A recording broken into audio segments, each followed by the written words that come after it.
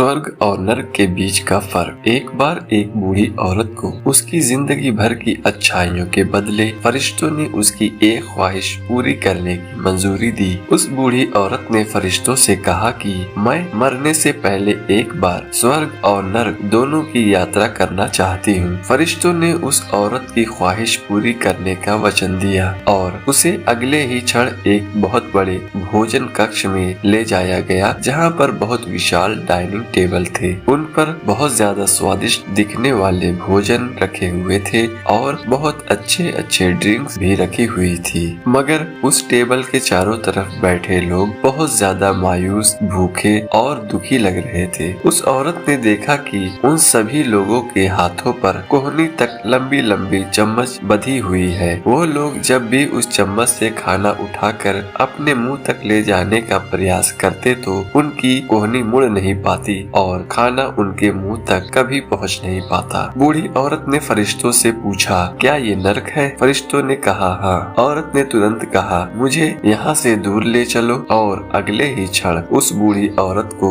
एक भोजन कक्ष में लाया गया। उसी भोजन कक्ष में जहाँ पर बड़े बड़े डाइनिंग टेबल थे, बहुत स्वादिष्ट दिखने वाला भोजन और अच्छे अच्छे ड्रिंक्स टेबल पर सजाई गई थी। मगर इस बार डाइनिंग टेबल के चारों तरफ बैठे लोग खुश थे, हंस रहे थे और उनके चेहरों पर संतुष्टि थी। बूढ़ी औरत ने फरिश्तों से कहा, ये तो वही भोजन कक्ष है, वही भोजन है, वही ड्रिंक्स है, मगर फर्क इतना है कि यहाँ के लोग खुश दिख रहे हैं। ऐसा क्यों? क्या इन लोगों के कोहनी के चम्मच नहीं बंधे हैं? फरिश्तों ने उस औरत से कहा, ध्यान से देखो, इन लोगों के हाथों से भी कोहनियों तक चम्मच बंधी हुई है। फर्क सिर्फ इतना है कि इन लोगों ने एक दूसरे को खाना खिलाना सीख लिया है। दोस्तों, इस छोटी सी कहानी की तरह ही हम चाहे तो हमारे जीवन में इसी पृथ्वी पर ही स्वर्ग या नरक दोनों का अनुभव कर सकते हैं। अगर हमें स्वर्ग का अनुभव करना है तो हमें पहले दूसरों के बारे में सोचना होगा, दूसरों को खिलाना होगा,